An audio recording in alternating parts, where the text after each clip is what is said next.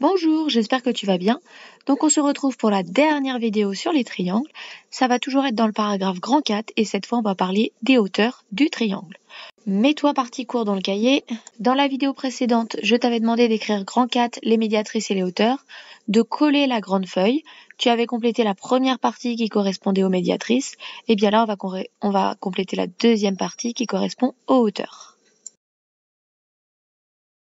On va commencer par lire la deuxième définition en propriété. Dans un triangle, une hauteur est une droite qui passe par un sommet et qui est perpendiculaire au côté opposé à ce sommet.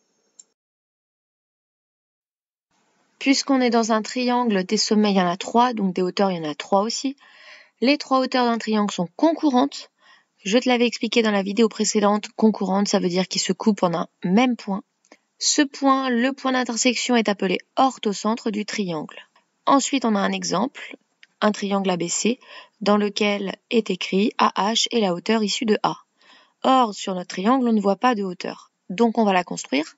On va construire la hauteur issue de A, puis la hauteur issue de B, puis la hauteur issue de C. Et comme ça, on pourra placer l'orthocentre du triangle ABC.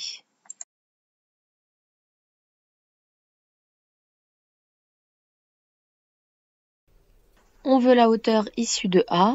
C'est une droite qui passe par A et qui est perpendiculaire au côté BC.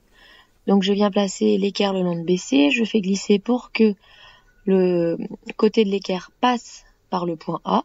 Et quand je suis bien positionnée, je trace. Je trace ni plus ni moins qu'une droite perpendiculaire. Je prolonge car c'est une droite.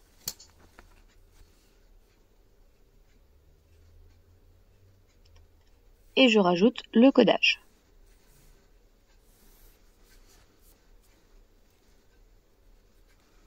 Angle droit. Je continue avec la hauteur issue de C. Donc cette fois, c'est une perpendiculaire qui passe par C et perpendiculaire au côté BA. Donc je trace, cette fois je la mets en vert. La droite passe bien par le point C. Je refais pareil, je trace la hauteur issue de B. Donc c'est une droite perpendiculaire à C qui passe par B. Cette fois je la mets en rouge. Je la trace, je pense à bien la prolonger.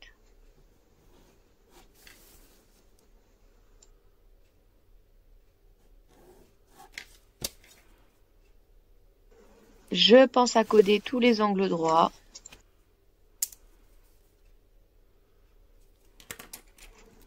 Et je m'aperçois que mes 3 hauteurs se coupent en un seul et même point. La hauteur issue de A, la hauteur issue de B, la hauteur issue de C. Les 3 sont donc concurrentes. Elles se coupent en ce point. Et ce point, c'est ce qu'on appelle l'orthocentre du triangle. Alors ici, je place le point H. Ce point H appartient au segment BC, appartient à la hauteur issue de A. Et c'est pour ça que tout à l'heure, j'avais écrit AH et la hauteur issue de A. De la même façon, je vais placer sur la hauteur issue de B le point M. Et comme ça, je vais pouvoir écrire que BM est la hauteur issue de B. Je refais la même chose pour la hauteur issue de C. Je place le point K. Et je vais venir écrire que la droite CK est la hauteur issue de C.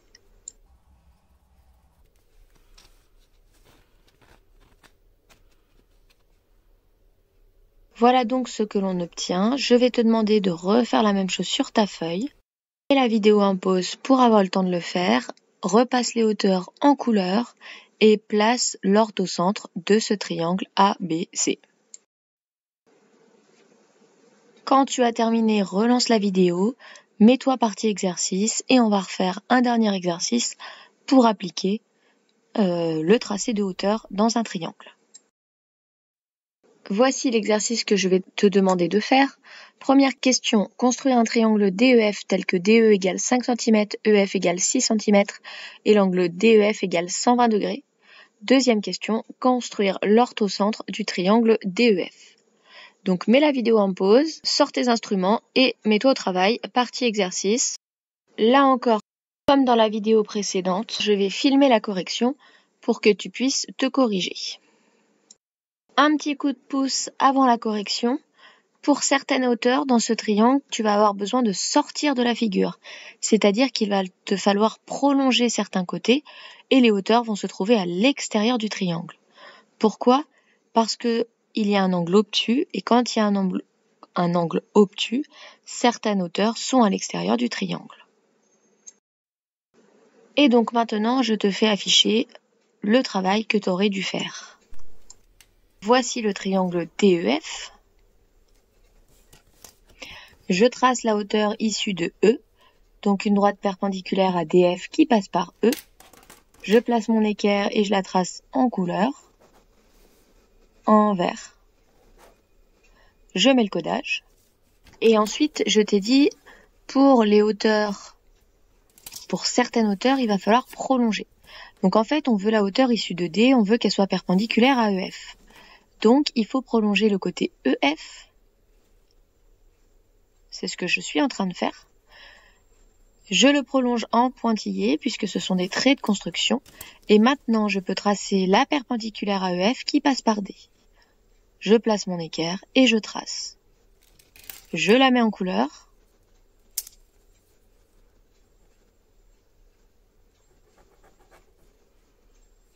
En noir, je la prolonge et je mets le codage.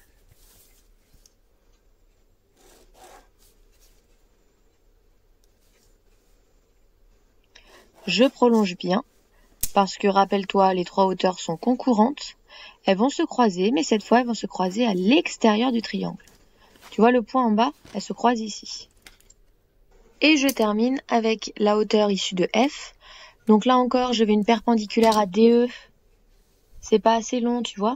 Donc je suis obligée de prolonger DE en pointillé pour pas alourdir ma figure et faire la différence entre le triangle qu'on avait au départ et les traits de construction. Puis je construis ma hauteur perpendiculaire à DE qui passe par F, je place mon équerre et je viens construire la hauteur issue de F. Cette fois en rouge, je prolonge et je m'aperçois que mes trois hauteurs sont concurrentes. Je mets l'angle droit, je le code.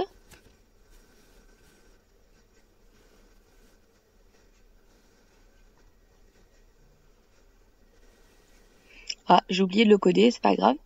Et je m'aperçois que les trois hauteurs sont concurrentes. Le point d'intersection des trois hauteurs, je l'appelle H, et H est l'orthocentre du triangle. Voilà ce que tu as dû faire sur ton cahier.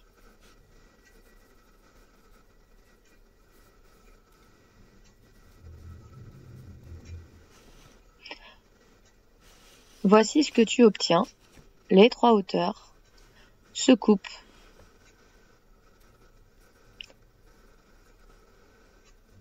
Et je rajoute les longueurs sur ma figure. Remets-toi une dernière fois partie court et je vais te demander de venir coller la feuille de fin de chapitre. Le chapitre sur les triangles est terminé. Donc je pense que tu as compris pas mal de choses.